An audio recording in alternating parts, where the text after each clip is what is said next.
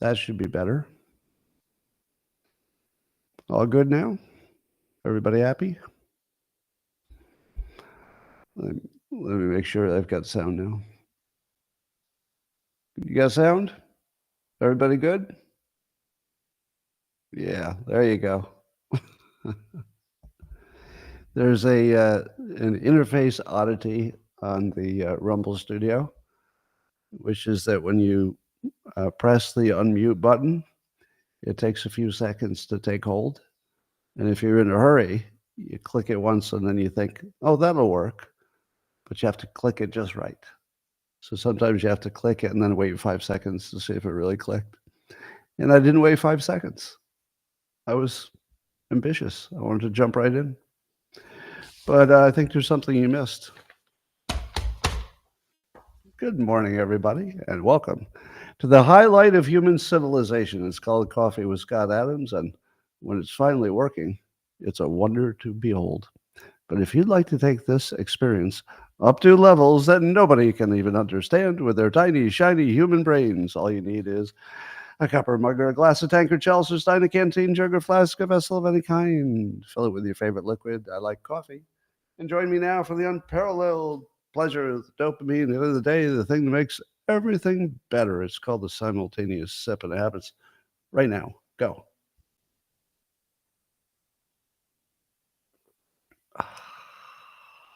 Special thank you to Paul. Thank you for the alert. I needed that because I wasn't quite sure what I was seeing there. All right, here's a little thing called reciprocity. You ready for this? Reciprocity. It's a good thing. So as you know, Mark Cuban was playing for the Kamala Harris team, and she didn't win. And Mark Cuban took quite a hit. But on the other hand, I do like the fact that he played the game, played it hard, and then when he didn't win, when it turned out that Trump was the winner, Mark Cuban simply thanked him and said congratulations and congratulated Elon Musk. And I said to myself, that's how I want my country to work. Play hard, play fair, get over it, move on. And so I'm going to give a little shout out to Mark Cuban's, one of his companies I didn't know he had, which sounds like a really good idea. So it looks like he's got some kind of a company called Labdoor, that will test your supplements to find out if they're real, which weirdly I was just wanting to do. It was actually in my mind because I'm, taking some just general supplements. And I thought, I don't even know if these are real. So he's got a company that you can send your supplement in and find out if it's real, called Labdoor. Looks like a startup. And I think even some of the best-selling brands might be worth a check. That's what they say. So anyway, this is Reciprocity. Mark Cuban played fair. You get some reciprocity. But I think it sounds like a good idea anyway. So if you were looking for that kind of a service, there you go. It's called Labdoor. There was a study that showed that Americans like to look for news that agrees with them and just makes them feel good because it agrees with them. Whereas Japan and Hong Kong readers like to explore diverse perspectives. What does that tell you about the Asian consumers versus the American consumers? So the Americans go for the news that agrees with them. And at least these two Asian groups are looking for news that's diverse so they can see all sides. Well, the first thing you need to know is that if you were in Japan or Hong Kong, the news would not be that diverse. So when you don't have diversity, you go looking for it. So that's what they're doing. But in our country, we have the most diverse news you could possibly have. And so I think here we just go for the dopamine hit. I mean, our news is not real for the most part. The news is mostly to make you feel a certain way. And if it makes you feel good, it's a dopamine hit. If it makes you feel bad, it's bad. So you avoid the bad stuff. So you go for the stuff that agrees with you. Here's a Scientific fact you didn't see coming, according to The Bite. Microplastics are somehow getting into the air and getting into clouds. And then you say to yourself, uh-oh, that sounds bad. You got plastic in your clouds. But it turns out that the plastic in the clouds might seed the clouds and make it rain more, which would then put more plastic in the ground.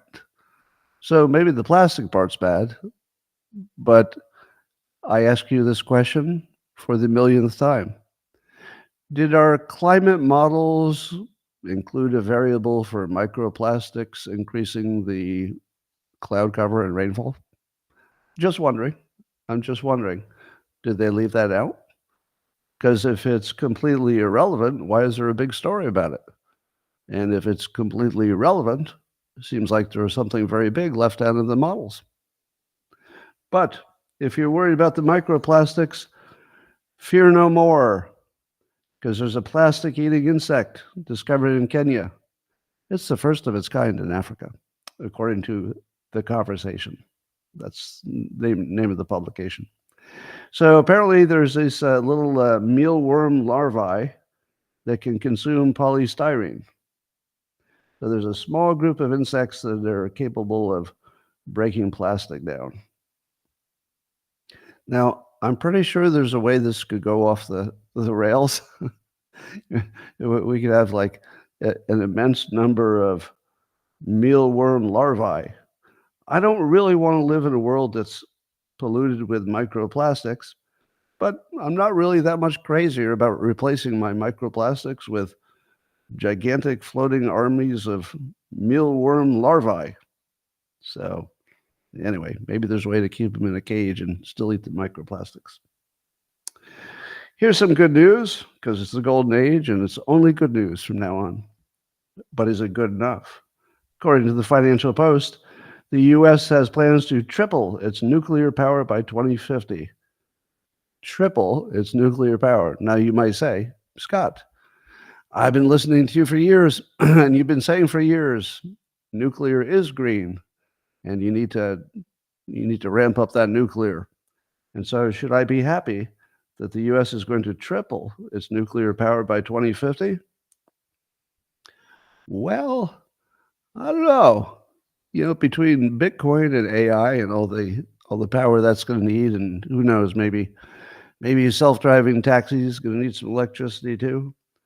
I don't think tripling by 2050 is even close. Tripling your nuclear power by 2050 seems like 5 to 10% of what we need.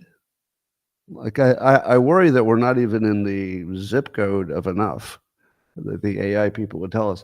But it does show that even the Biden administration is very pro-nuclear power. I think Trump administration will be equally, if not more. So that's all good news. At least it's a green light for nuclear power. And, you watched me advocate for years to get the green light for nuclear power, and we have it. Did you know that Ozempic, the claim is it's the drug that's being used for weight loss? And apparently there are, at least anecdotally, people are thinking that it might be helping with diabetes. And you say to yourself, well, obviously, if people lose weight, that's going to help them with their diabetes. But there is some strong suggestion that it helps independent of weight loss. But it also helps with skin issues. It's an anti-inflammatory. It might help with arthritis. Looks like it could help with drug and alcohol addiction. Might help for Alzheimer's patients. Might reduce your heart attacks and strokes. What does that sound like to you?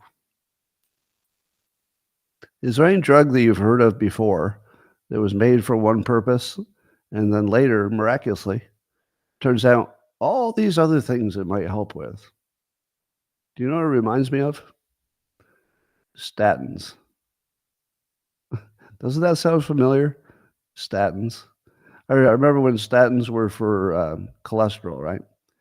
And then I remember my doctor told me one day, this is a real conversation. My doctor told me that the research was showing that statins were so good for you in so many different ways beyond just cholesterol that he was on the verge of just prescribing it for all of his patients. He didn't do that, but he said, "Gosh, it's just so good for so many things. I'm going to prescribe it for everybody." Now, correct me if I'm wrong, but statins are now sort of on the outs. People are saying maybe they weren't so safe after all, or not so useful. I'm not fully up on that story, but it reminds me of that. And so I say to myself, is it likely that Ozempic is useful in all these completely unrelated things, or is it more likely that the people who make Ozempic are putting out some studies and trying to convince people that it has many more uses so that the Ozempic people can make many more dollars? So I'm going to say I'm a skeptic on this. I'm not against Ozempic because I don't know enough one way or the other, but I'm a skeptic that it has all these benefits without much in the way of risk. That would be amazing. It would be amazing if it's true, but I'm going to stay skeptical on this for a while.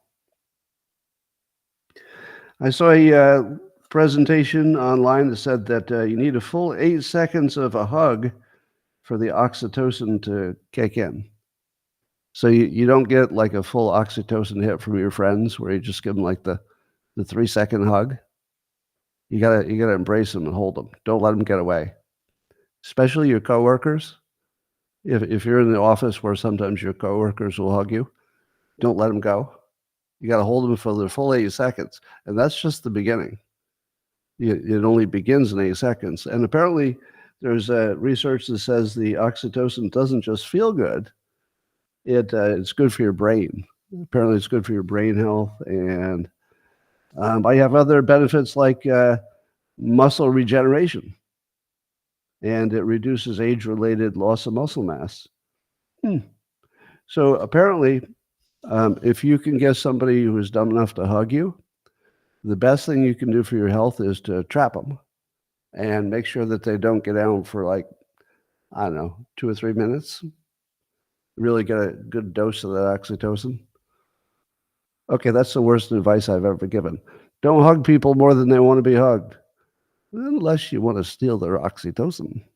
And then, yeah, don't let them go. So that's my bad advice for the day. The Oprah story for the day is that Oprah has claimed she did not receive payment of $1 million or any payment from the Harris campaign for her interview that she did with Harris and then endorsed her. However, now this news comes from Oprah herself. So somebody tracked her down in Hawaii, I think, and she said, "I was not paid for that." Now, there are 2 documents that show that her production company was paid 2 payments of $500,000 each, which means that she was paid $1 million. So what is true? Was Oprah paid $1 million? Because there are actually records of it. Or when she looked at the camera and said, "I was not paid a penny," was that true? The answer is they're both true. This is one of those stories where I have like a little extra window into it because I'm a public figure. It is very common for public figures to be offered elaborate travel expenses, but not payment. So, for example, if a college says, "Hey, we want you to come give a speech at commencement, and we'll give you like an honorary degree," and I'd be like, "No, thanks." Sounds like a lot of work for nothing. And then they'd be, "But we will pay for your travel, first class flight, best hotel in the city, pay for all your meals." And then I'd be like, "No, thanks." I still wouldn't do it. But you can imagine how some people would if they cared about the event. If it was a political event and they wanted to weigh in, they might do that. So here's what I think happened. And I would place a reasonably large bet that I'm right about this. Somebody contacted Oprah and said, "Would you be willing to come here and do this. Oprah said, yes, talk to my production company to set it up. The production company said, all right, and how much are you paying for this? And then they said, we're not paying for it. Oprah's just coming here and she's going to do her thing. And then the production company, who is working for Oprah, but also probably trying to maximize profits within their company so that they can keep their job. So the production company says, I understand you have lots of like money donated by people. You got a big ton of campaign money, right? And then the campaign would say, well, yes, we do. We want to use it for advertisements. And then the production company says, well, you should at least pay for the production company. So you should fly first. You should fly Oprah in on her private jet, and pay for the cost of the travel, which would just be the gas, I guess, and the pilots. And then, of course, when she travels, she brings 20 people and her dogs, and we all get like a whole floor of your best hotel.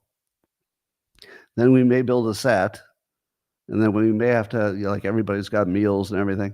And then you could imagine the production company trying to come up with a budget for that. And then the campaign says, well, what the hell is all that going to cost?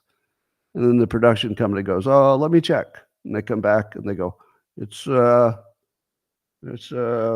million, meaning they didn't really check. They just tried to figure out what number was big enough that they would say yes, but not so big that it was ridiculous. So probably the production company negotiated to cover their own expenses, which were extravagant, because probably when Oprah travels, it's like the Queen traveling.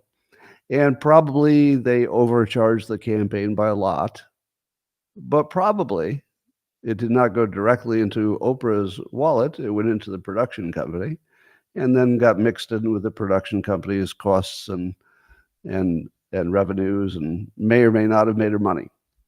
So is it possible that Oprah came out ahead? Yes. Yes, it is. Is she lying when she said she wasn't paid a penny? Probably not. She probably told the truth when she said she wasn't paid. If they had asked the further question, was the production company that you own and you benefit from their success, were they paid? Probably yes. And then she would say to cover expenses. Probably. So anyway, that's just my speculation. According to the Gateway Pundit, there were 4 counties in Michigan that had uncounted votes, and at least one of them ended up flipping a seat that they thought was already decided. So does that give you any pause? Now, it turns out that the seat that was flipped was for a Republican. So they found a bunch of votes, found the votes. Huh. Who would ever use language like that? Find votes. But it turns out in Michigan, there was a Republican who it looked like they lost, but in the end they won. Do you know why? Because they found votes. Now, apparently it's not a Republican area, so nobody thinks that found means that they cheated and created votes that don't exist. They actually literally didn't know the votes existed, and they found them. They found votes. Finding votes is real, people. Apparently, our elections are so disorganized that the idea that there could be votes uncounted, even after you've decided who won, it's apparently a real thing. It's happening right here in Michigan in real time. Now, that doesn't mean that Georgia in 2020 had some unfound votes, but it does mean that if you're using that language, you just need to find this many votes, that is completely compatible with our modern election system producing surprises after the outcome. Yeah, but what about this? So the red wave is apparently continuing, if you want to call it a red wave. So at the moment, the Republicans have 218 seats. The Democrats have 209 in the House.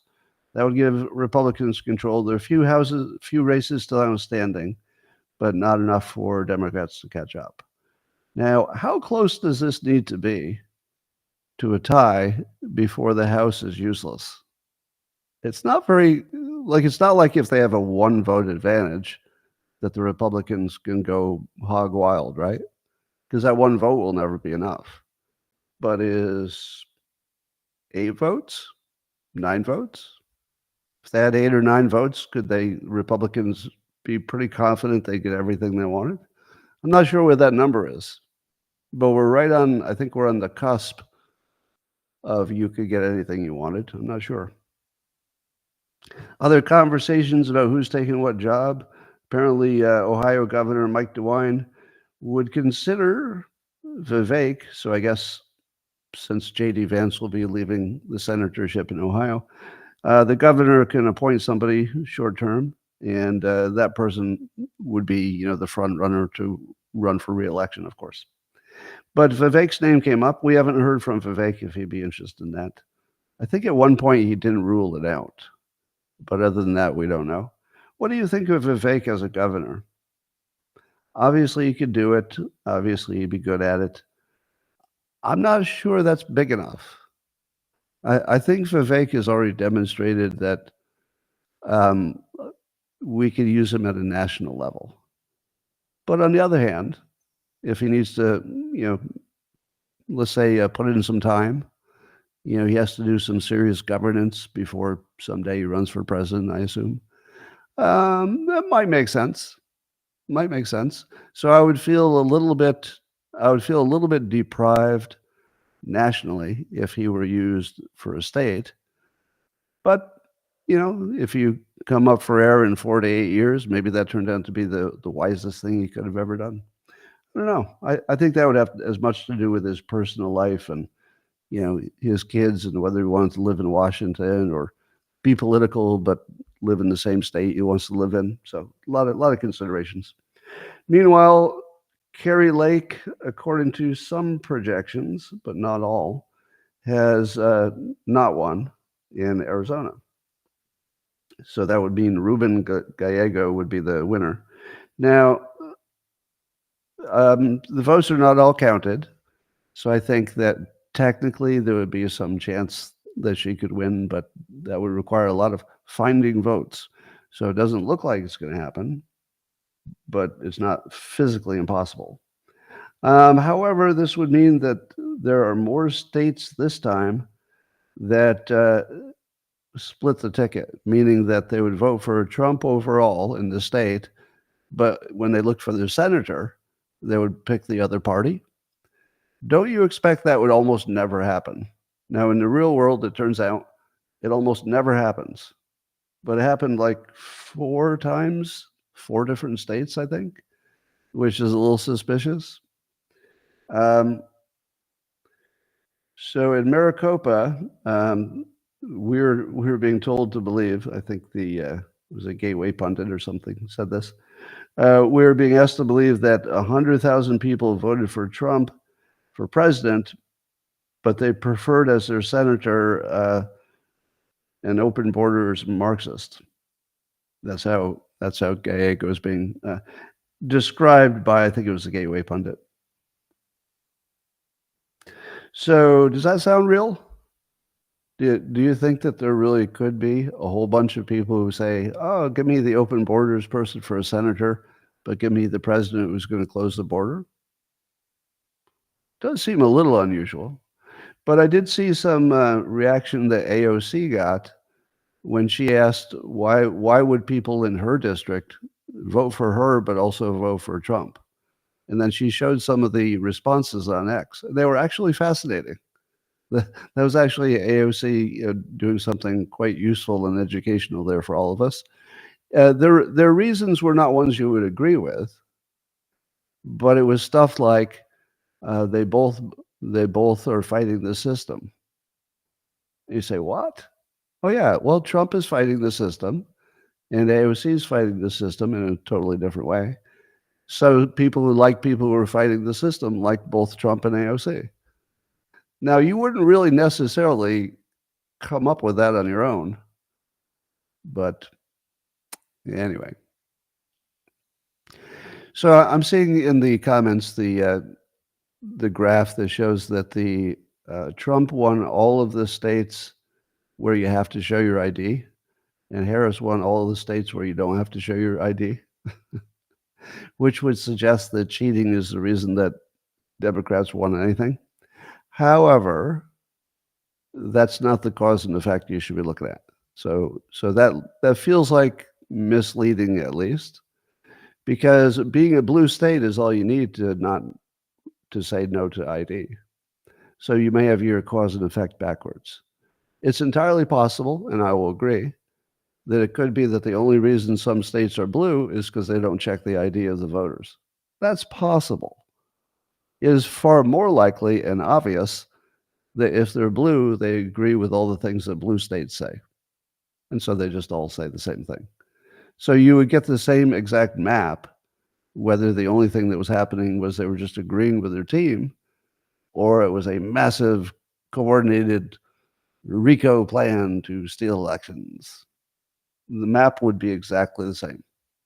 So does that prove that there was or was not cheating in those blue states? No, it doesn't tell you anything one way or the other. That map would look exactly the same if there were cheating or no cheating.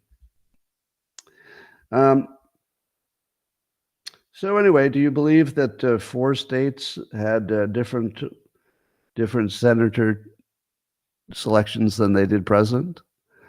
I think maybe.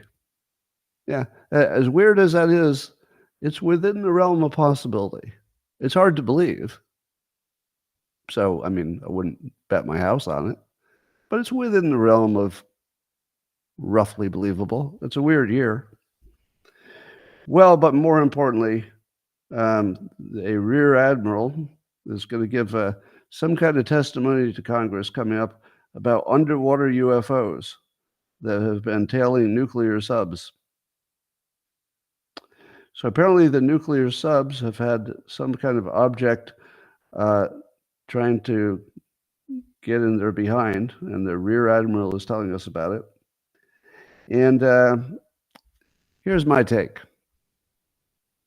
I really don't care how credible the witnesses are when it comes to UFOs. There's no such thing as a credible witness when it comes to a UFO. You know what I would call credible? Somebody shows me the ship and I can touch it. I mean, maybe then. But no, I don't believe in UFOs in the air, and I don't believe in underwater UFOs. But I will point out that if you were an advanced civilization from another planet, and you had the ability to visit Earth, wouldn't you be more interested in what was underwater than what's above water? We live outside of water, so we just assume that the interesting stuff is on the surface. But if you were exploring Earth, it's mostly ocean. Most of the Earth is ocean. So you'd say, hey, it looks like there's stuff on the top, but what's in this big water thing? And then they'd be exploring the ocean, and they'd say, well, this is the only interesting part of the Earth. That's where all the action's happening. And their ships could handle it, so they'd just be checking out the ocean all day long. Now, that's possible. In my opinion, there are no UFOs. Whatever the reason, whatever the explanation is, it's probably some grab bag of normal cognitive things and liars and CIA and some other stuff. But there's one thing I'm very curious about. If we have underwater UFOs, is it possible, and maybe this is too much to ask for, do we have underwater Bigfoots? Because I'm always looking for a Bigfoot, but I never see one above ground. Could it be that, like UFOs, we assume that Bigfoots like to be on land or above the water, but maybe they're just good swimmers? Okay, hold their breath for a long time. So maybe underwater Bigfoots are coming too. But in the meantime, we'll only have underwater UFOs to live with. That's okay too. Alex Jones says that Infowars, his company, is going to shut down this Wednesday ahead of the court-ordered auction. Now, it doesn't mean he's shut down. It means that it has to be auctioned off, which could include a friendly buyer buying it and just hiring him back to work, I guess. Possible. So the question I have is, how does Alex Jones ever make money again if he's on the hook to pay for some ungodly judgment from the court? even if you bought the company for him, like just to do him a favor, and then hired him back at his original pay, would he just have to give 80% of it away, like forever? I don't know how that works. Or can you do something where, I don't know, you pay his wife instead of him, and then he can enjoy it the same way? I don't know. So I got lots of questions about Infowars, but my big question is, will it continue? Um, I'm sure that Alex Jones is not done, so it will continue one way or the other. Well, here's the thing that everybody should have been able to predict. We're going to talk about Trump, how he won so handily this election, but identity politics was guaranteed to destroy the Democrats. Does everybody know that? The natural progression on paper is that it destroys itself. It's a self-destroying philosophy. Because on day one, you say, all right, I'm a woman and you're black and we're both Democrats. How about we work together? And then you say, all right, what do you want? Well, I want abortion stuff. Can you back that? I think I can. What do you want? I want reparations and maybe some DEI stuff. Can you back that? Yes, I can. I can back that. So you got, two different groups, let's say black Americans and women. And if there's only two of them, they could probably figure out how to get something. But then you find, well, but they're also black people who are women. And so you got the intersectionality. And then you got your LGBTQs and you got your everything else. And the next thing you know, you're fighting with each other, because if you're fighting for, let's say, what the Hispanic population is getting as they come into this country, then the black Americans say, wait a minute, this Democrat Party is where people like me are supposed to get more stuff. Why are you giving it to somebody else? Well, we're very diverse. We like the diversity, don't we? So the natural way that the identity politics was going to go is that if you're thinking about yourself, you're going to be unhappy and unsuccessful. Have you heard all the science that says that the longer you think about yourself, the unhappier you are? Now relate that to identity politics. Just think about that. When I walk into a public place, I think I'm in America with Americans. So I feel like I fit everywhere. I'm in America and I'm surrounded by Americans. Oh, I belong here. Now suppose you're an identity person. You walk into a crowd and you say, I'm gay. Most of these people are not gay. I don't know if I fit. So you would be thinking about yourself, but I wouldn't be. There's nothing to think about. I'd be just shopping. So I'd be happy because the mental health people tell us, and this is one of the most consistent findings, everybody agrees with this, the more time you think about yourself, the unhappier you are. That's very clear science at this point. The more you're thinking about external things and what you're doing in the external world, the happier you are. Identity is about thinking about yourself. It's like an intense thinking about how you're different, or in this case, also similar to the subgroup. So if you build a movement around identity, it's first of all going to splinter until they're fighting with each other, which is exactly what you're watching. And that's 100% predictable. It's 100% predictable that if identity is your main thing you're going for, you'll eventually have factions that are fighting each other within your movement. There's no way to avoid that. So sure enough, the progressives are at odds with the normies within the Democrat Party, exactly as you'd imagine. The black Americans, some of them are moving to the Republicans because they don't think that the immigrants coming in are, they think they're being treated too well compared to the citizens. So there's no way that identity politics could have worked as a movement. But on top of that, it guarantees bad mental health. Because if you walk into a crowd and say, you're American, I'm American, we're all great, you're not thinking about yourself.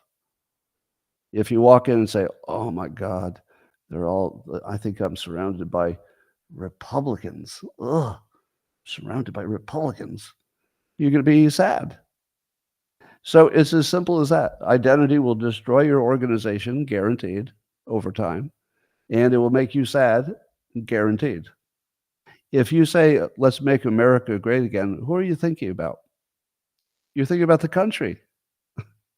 It's literally a framing that makes your mental health better, right?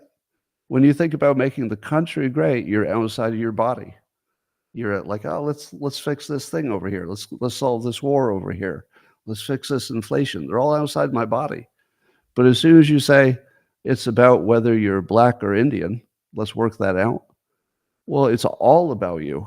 Then it's an entirely internal process, and you're going to be sad. Well, Trump's performance, of course, has shown that the identity approach didn't work. Even so, CNN's reporting that Trump's performance was the best among young people, 18 to 29. It's the best in 20 years. For black voters, it's the best in 48 years for a Republican. For a Republican, this is. And for Hispanic voters, it's the best in more than 50 years. To me, those are all the people who are rejecting identity politics in favor of more of a unity American message. So Trump's Make America Great Again message beats identity really every time in the long run. Well, how are things going to go? According to Kathy Wood, who runs ARK Investments, one of the ones you hear about in the news a lot, she thinks the Trump era might spark an innovation boom. She sees a, quote, golden age. She uses the phrase golden age for active investing under Trump. Now, she thinks it's going to benefit AI, digital assets, and healthcare. I don't know about healthcare, but maybe. Pretty much everybody that I trust for predicting the future of the economy says that Trump's going to be good for it. The stock market is speaking, obviously. Stock market's up, crypto's up. I don't know if I've ever felt this much optimism in my life. I can't remember. It seems like we went through a really bad period for several years, the pandemic and everything else, and that somehow everything seems to be lined up positively. Even we have a chance of reducing our debt with the Elon Musk attack on the oversized government. So, according to Siki Chen, I don't know if I'm pronouncing his name right, Siqi. Would you call that Siki? Anyway, he's talks about AI and technology stuff on X, and he's saying next year feels like it will be the best year in history to be in tech as a founder, employee, investor, or anything. The best year in history to be in tech. Now, when have you ever heard stuff like that? When have you ever heard like a serious investor say we might be entering a golden age, and then a serious technology commenter saying it might be the best year in history to be in tech? In history. The best year in history? And you know what's weird? I think he's right. I think it might be the best year in history. It might be amazing. Trump's got a video. I don't know when he did it, but he's pushing flying cars. And specifically, he says that China and other countries are developing personal flying cars, and he wants our industry to lead that. And I agree. The flying cars depend entirely upon the battery capacity. Everything else is solved.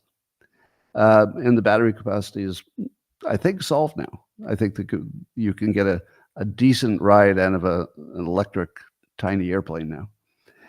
So Trump wants to make sure that the R&D for that is a write-off. That feels like a good idea. Whole new industry that could drive things. Of course, we got the robots, we got the AI, we got the crypto. Is there any reason your robot can't spend crypto on your behalf? I haven't seen this for sure, but I understand there's a debit or a credit card, maybe both, in which if you have crypto, but somebody wants to be paid in cash, you can use your crypto and it goes through your debit card thing and it turns into cash. so that the recipient just gets cash, but you paid in crypto and it translated through the card. Now, if you have that, don't you just need to give your robot your wallet credentials? And then the robot can go out and shop for you, right? The robot could go to the grocery store in a self-driving car. It could stand in line with its groceries, and it could put in its little debit card. And, well, I suppose it could have used your credit card too, so if nobody's checking it. But yeah, robots can pay in crypto. Chris Wallace is quitting CNN to become a podcaster. Now, this is interesting in a few ways. It's interesting because he used to work at Fox, and it's interesting because a lot of you like to criticize him, and it's interesting because his dad was famous as well. But here's what's interesting to me. He's 77 years old. He's 77, and he's decided to change careers and embark on something completely new. I love that. I love the fact that he's like pushing 80, and he's thinking in terms of a career change. Like, if you're 77, aren't you thinking in terms of retiring? He's thinking, no, I think I'll get into this new thing, podcasting. So, again, is this the Trump effect? Is everybody just feeling like the future is better than the past? Like, even Chris Wallace, like, hey, I'm going to get out of this dying media industry and get into this new Joe Rogan thing.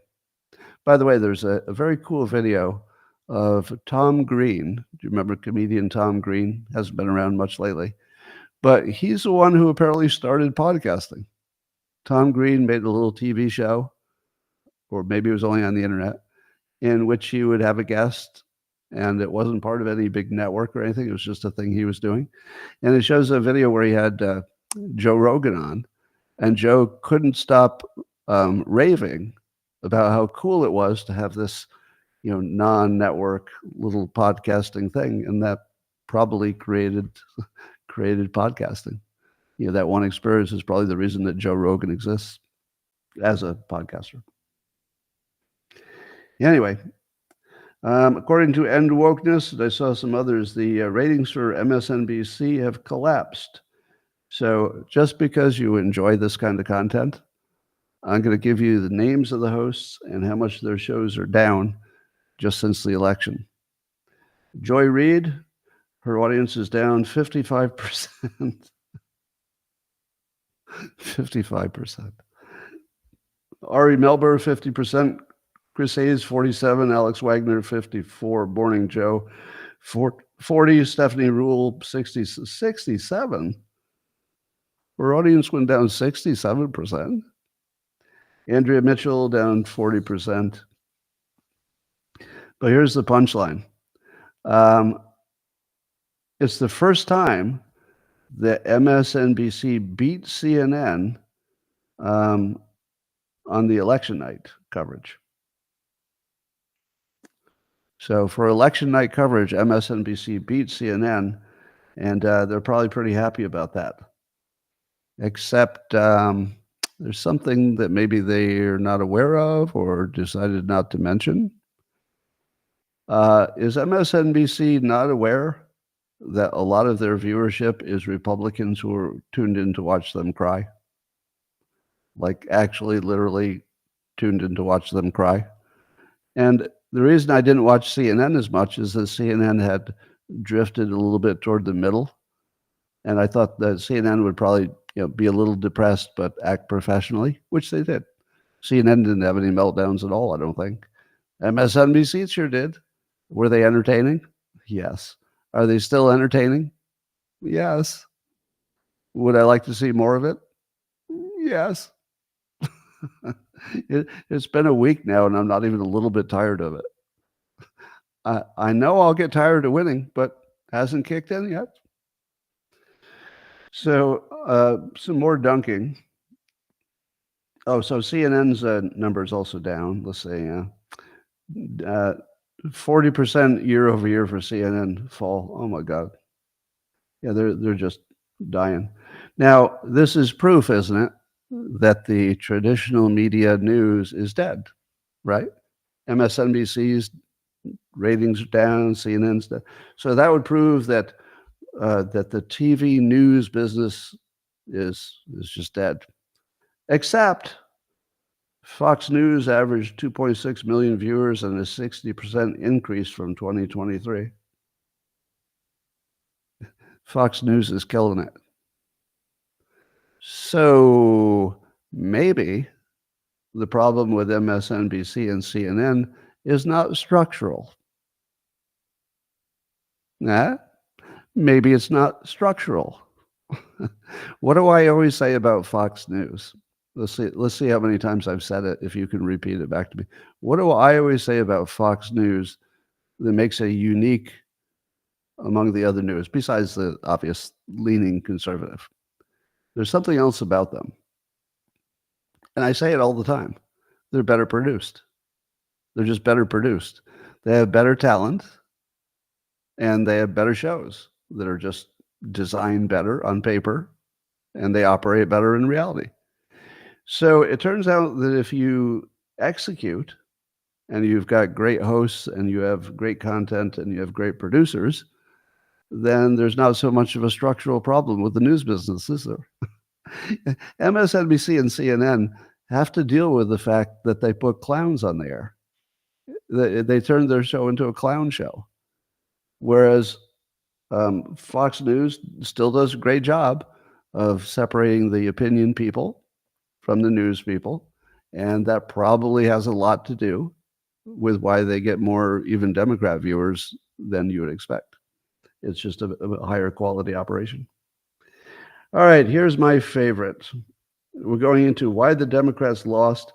And as you know, everybody's got their pet opinion, and they're all right. Literally everything was worse about the Democrats, which I love saying. They had a worse candidate, a worse campaign, a worse situation because of the switching out of one over the other, a worse policies, worse everything. Like actually everything. Trump even had better supporters, right? If you look at the people who joined the Trump pirate ship, just better supporters. He had better everything. So we shouldn't be too surprised that the team that did everything better than the other team, eked out a victory. It was just better in every possible way. There was just nothing that compared.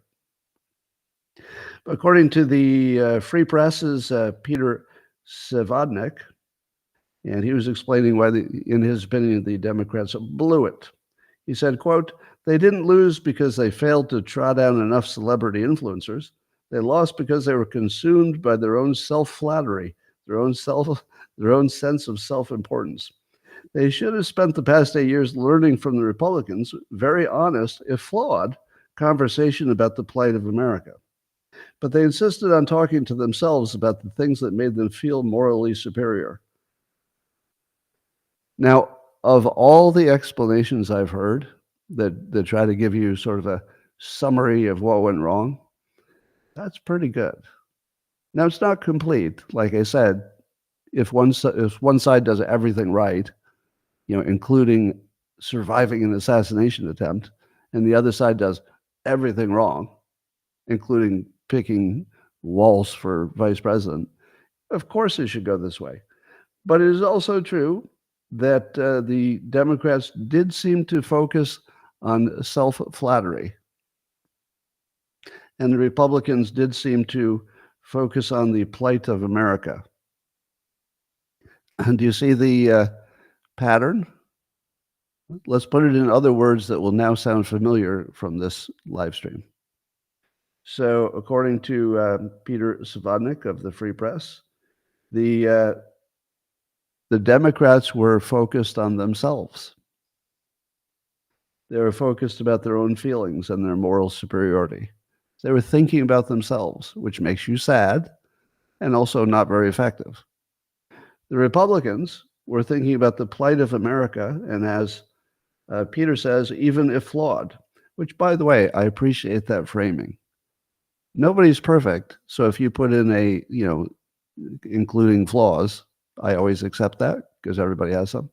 So he didn't need to take a dump on the Republicans. So he just said, nothing's perfect, but they were concentrated on the plight of Americans. So once again, Republicans were thinking about the country externally, and they were happy warriors. Happiness is when you don't dwell on your own thoughts. Democrats were focusing on their moral superiority and, feeling like they're better than you. That's an internal feeling. And they're sad and ineffective. On paper, this is exactly what should have happened. So again, if you had come to me with the design, hey, we're gonna move our political party toward identity, I could have told you, well, on paper that fails every time. There's only one way identity goes. It goes to failure. And if you had told me that one side was going to be thinking about the country and the other side was going to be thinking about their own feelings, again, on paper, I could have told you where that ends up, right? Design is destiny. The design was right here. It was right in front of us the whole time. You had to wait for it. Like it wasn't the same day. You had to wait for an entire term, presidential term of 4 years. But here it is. Now, but the best is James Carville. Now, when I was listening to James Carville before the election, I kept saying to myself, he's a fascinating character and, there's plenty to say about him. He's just perpetually interesting. And I thought he was also probably correct in all of his recommendations about what the Democrats should do. But I was most amused by how ignored he was. Now, in the end, it looks like they did accept his idea to call Madison Square Garden a Nazi event, but that was his worst idea. That was a terrible idea. It probably was his worst idea of all time. But here's what Carville says. He's saying we told you, but I think he got it wrong on the Madison Square Garden thing, so he didn't have a full win. Because, quote, we told you this identity shit was disaster. He did. Right. He warned them the identity thing will sink you. On paper, it's a loser on paper. And sure enough, he can see it. I can see it. You can see it. He says, we have no legislative power. We have no executive power. We have no judicial power. So when you're out of power, you're an opposition party. And go and tell all the people that are sending you and asking you for money to justify what you did. Justify what you did wrong and tell us you're going to do different. So he's basically saying that the people who donated to the Democrats should be mad. And I believe they probably are, because it looks like they wasted their money. And then he continued, what you've done ain't worth a shit. Get your head around that, and all the Washington-based Democrats farting around, going to wine and cheese parties, and talking about how misogynistic the race is. Get your ass out of Washington and go to work for a 2026 campaign and do penance to make up for your GD arrogance and stupidity. So he's calling his own party arrogant and stupid. Is he wrong?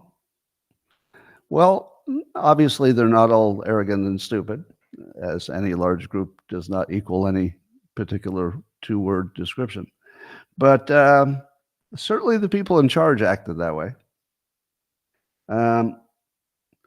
He says, we're going to say we told you so. We told you this identity shit was disaster. We told you to get out in front of the public safety issues. You didn't. Public safety being crime and the border. We told you to have an open process and demonstrate the magnificent and staggering and deep talent that exists in the modern Democratic Party. Okay. Really? Is there magnificent and staggering deep talent in the modern Democratic Party? And they were all hiding? Were they sick that day? And for example, can you give me an example of one of the magnificent people that we've overlooked? All right, well, we'll give him that. But he said, we told you to differentiate yourself from Biden. You didn't. Yes. He says, I hate to be some effing know-it-all, but all these things are part of the record. And then he also pointed to Kamala being on The View, where she couldn't think of a single thing to say why she would do different from Biden. But listen how Carville talks about Kamala not being able to answer that question on The View. He says, "We got effed because the single money question, the single thing that it boils down to is what would you do different? That was the fattest, softest pitch you could possibly get, but you missed it. I mean, you didn't just miss it, you missed it by 4 feet." Yeah, she missed it by 4 feet. So now that the Democrats have proven to be incompetent and self-absorbed and not very useful for the country, you'll be delighted to know that Elizabeth Warren is trying to get 40 judges approved by Biden before the term is over. Can you imagine 40 judges that have this point of view being stuffed into our system? That ain't good. Let me see how this looks on paper. Let's see. The political philosophy that is now so completely destroyed that their party has lost every sense of power, but they could do this weaselly thing where they get 40 of their judges approved. Again, the judges would be part of this group that lost every other part of power because they were so bad, philosophically as well as execution-wise. Yeah, that's not going to work. But we'll see if they get away with it. As you know, Elon Musk has a PAC that supports Trump, so he can put a lot of money into it, and then the money goes to support the campaign.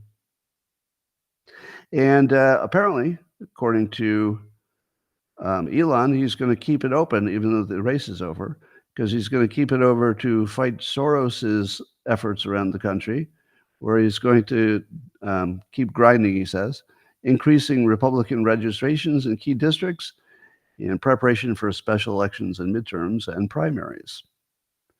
So where George Soros has figured out that smallish amounts of money in cities, for example, can get you people in charge, let's say attorney generals and mayors and stuff like that, that can make a big difference. It looks like Musk is just going to try to meet him in the middle and take away that advantage. Now, he doesn't say about, he's not saying that directly, but we know that Musk is anti-Soros, and we know that Soros is the big distorting factor in the Democrats. So it could be that Musk is just going to see his bluff and call it. Just spend as much as he is to erase his advantage. Anyway, so let's talk about some of the appointees. Tom Homan he'll be the border czar. I guess we can really call him the border czar. And did you know that I think Obama deported 4 or 5 million people? So when we talk about the mass deportations, it's fun to start with, Obama did 4 or 5 million. And that's actually more than either Trump or Biden. Trump and Biden were about tie for having one term. If they had both done 2 terms, it would have been closer to Obama's number. But so as Scott Jennings and I think Tom Homan said this also, that there are 1.8 million people who came here legally, meaning that they came through the asylum doorway. That was legal. And then they were their time came to be judged whether asylum makes sense for them, and it was judged in 1.8 million cases to not be appropriate. So there are 1.8 million people who did come here legally, because asylum is a legal process, but now they're not legal because they failed in their asylum claims. So I would be concerned about how long they've been here. So I'm trying to balance 2 things. One is that we should have empathy, and that immigration needs to continue being a real vital part of our country.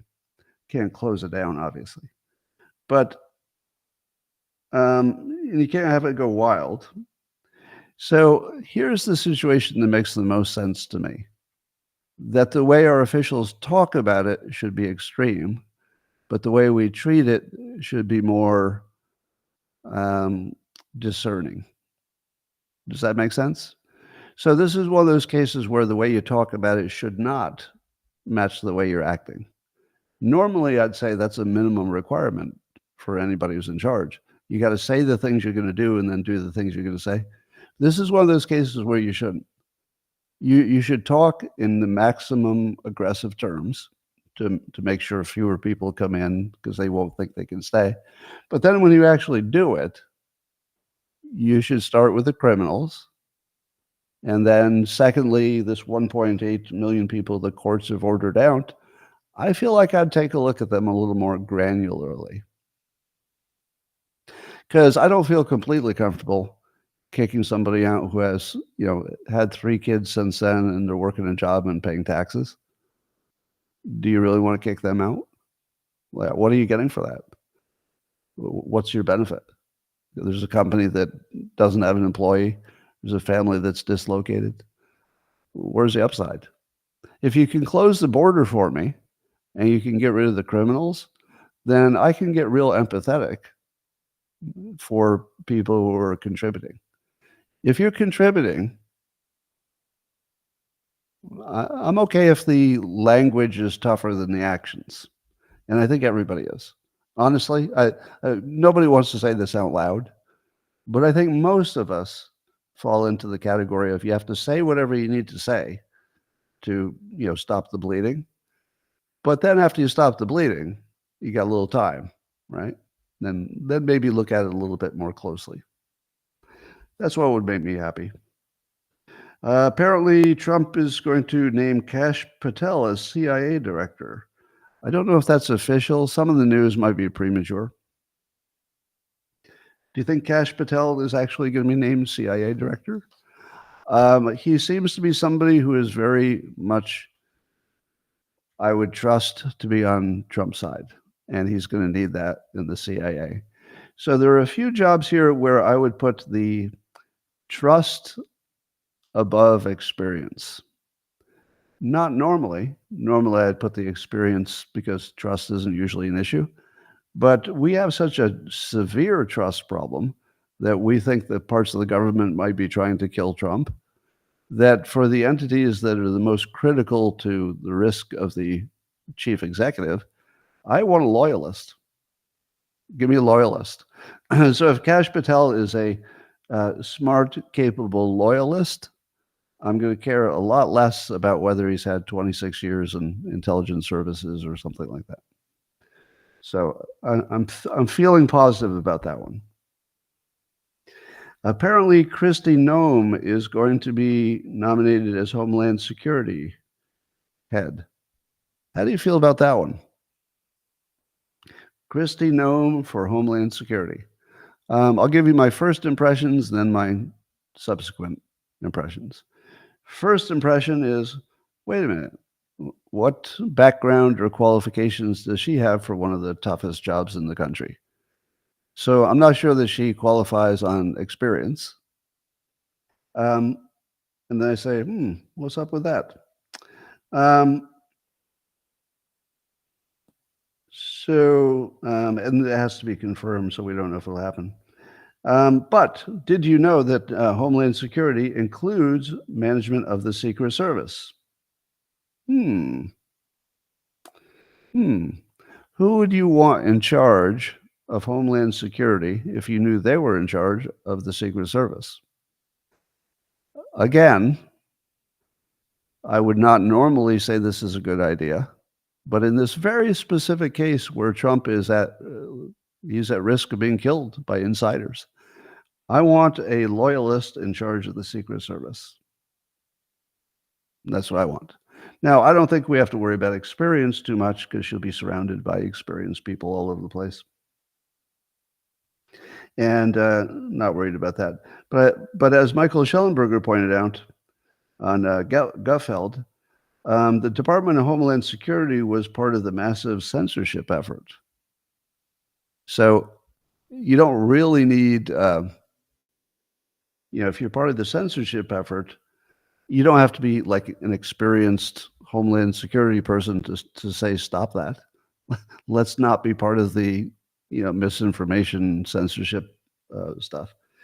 So I think there are a lot of things that are sort of so commonsensical, like, yes, we should close the border. No, we shouldn't be censoring speech.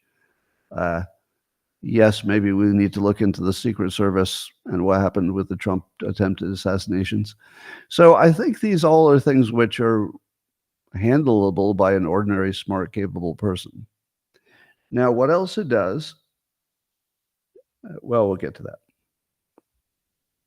So I don't know, but the fact that it includes the Secret Service.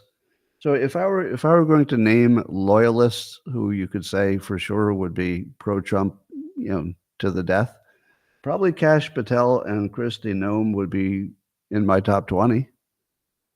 So I'm not going to complain about loyalists in either of those jobs because I think that was a requirement in this case. There's talk that Marco Rubio will be nominated as Secretary of State. Has that happened yet? Has Marco Rubio been nominated, or is that just the internet talk? But he's tough on China and Iran, but some say he's a neocon who likes war too much. And of course, Rubio and Trump have had their history running against each other. I think we could ignore all that. Like, I'm not interested in what they said about each other when they were on the opposite side running. But here's another thing that happens. If Marco Rubio becomes the Secretary of State, what are you going to do for senators in Florida? Doesn't that mean that that DeSantis can select the interim senator? And do you think there's a good chance that that might be Matt Gaetz? So is this a way to promote Matt Gaetz to Senate? Because it looks like it could go that way. So it makes me wonder if Trump's getting a twofer on this. That Marco Rubio makes some people comfortable, maybe needed to make some people in the military-industrial complex a little bit more comfortable. And at the same time, it allows one of his closest allies to get a leg up. Maybe. So maybe it's a twofer. I don't have an opinion plus or minus on Marco Rubio. I did see some smart people, Adam Townsend, for example, saying that getting somebody in there who's a hawk on China and Iran makes sense. That makes sense to me too. So I'm going to be open-minded on Rubio. I did see lots of conservatives complaining about things he has done or things he might do, and that's fair. I don't mind seeing a good conversation about it. But I'm open-minded on Rubio. I'm open-minded on him. The other thing that the new border czar, Tom Homan, said is that he's going to do the deportations whether the sanctuary cities like New York want to cooperate or not. He just says, it's not up to you. Now, I don't know what that looks like. Do you think that could ever turn into an armed confrontation where the local officials, put their hands on their guns and say, hey, our local law says you can't take them. And then the Homeland Security, they have their hands on their guns and they say, we're the federal government and we can take them. What happens then? I don't know. Now, I don't think it will come to gunfire, but I do like the fact that Homan talks about it this way. Like, no, I have a job. I'm going to go do that job. You're not going to stop me from doing it. I like the attitude. Apparently, Trump's naming Representative Lee Zeldin to lead the EPA. That would. I only have positive things to say about Lee Zeldin. I don't know if it makes sense for him to be head of the EPA, but these political appointments aren't always about the experience. So he does have the right. He has the right Republican approach to the topic. That you don't want to starve your industry on every decision. So that looks positive. That would make my stock go up. So, theoretically. And Stephen Miller is going to be the Deputy Chief of Policy. I don't know exactly how how deeply that job goes into all the other categories. But Stephen Miller seems like he's earned his place at the table. And also, Michael Schellenberger is talking about Australia, and their prime minister is, I think he's part of this global censorship thing where the countries outside the United States are trying to censor platforms which operate in the United States, which would put foreign countries in charge of our free speech. In other words, the mechanism for free speech in the United States, primarily social media, could be crippled by being made illegal or lawfared in other countries such as Australia. Now, I am such a free speech guy that that's a red line. If Australia is going to work against free speech in the United States, you can defend yourself. You're not NATO anymore if you're against free speech in America. I know like how dangerous that would be for the world, but no, that's a red line. If you're saying to me, but Scott, you've got to work with Australia to keep China from being too aggressive over there, I say to you, nope, I'll take my free speech. Nope. If I have to give up the South China Sea and half of the world to keep my free speech, yep. Just so you're clear, Australia, you're on your own, right? You don't get to take that from us.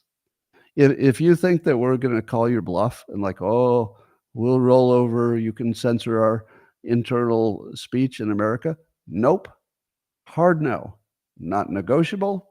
If you're gonna try to curb speech in America, I think we should remove all military cooperation, because you're either on our side on free speech or you're not, and there's no gray area there. Sorry. So Australia, I consider you not an ally. Same with Great Britain at the moment. I'd love it if you could correct that and we could be good friends again. But I don't consider Great Britain an ally at the moment, or Australia, because of their pressure on free speech in America. And that, ladies and gentlemen, is what I had for prepared comments. I'm sure you would agree it was the best time you've had this morning. The day is young. Could get even better. But as we see, there is some kind of animal spirit at work here. Have you noticed? The animal spirits is sort of a word that you use in economics, that people just feel a certain way. And when they feel a certain way, they're likely to act a certain way. And that's usually good for investment and good for the economy. So I would agree with whoever says we've never had a better looking launch pad than this. It looks better than anything I've ever seen. I've never seen anything that looked this positive, honestly. I've never seen America look like it has such a good future as right now. Now, lots of problems, a lot of stuff to fix, but almost everything that is a problem also has something that looks like a solution that's already forming around it. From the national debt to war in Ukraine, you can see and describe the solution to all of them now. Oh, Elon Musk helps get our debt down or our expenses down. Got it. Re-engineer the government. Trump works with Russia and Ukraine to end the war. Got it. Trump and his team work in the Middle East to get something that looks like a two-state solution, but is not really the two-state solution, so that Israel can accept it. Got it. Right. You can almost explain how everything will get fixed. That's new. I mean, usually it's like we have this problem and nobody's working on it. But now we have problems and exactly the right people working on it. You've got RFK Jr. looking at the food supply. Oh my God. That's like so good. So good. I mean, it's beyond good. All right. Well, that's all the good news I got for you today. Yeah, I think X is now back online in Brazil as well. Brazil finally caved on the X thing. All right. I'm going to talk to the locals subscribers privately here. But you on YouTube and Rumble and X, thanks for joining. I will see you tomorrow morning, same time, same place. Just keeps getting better. Bye for now, everybody, except for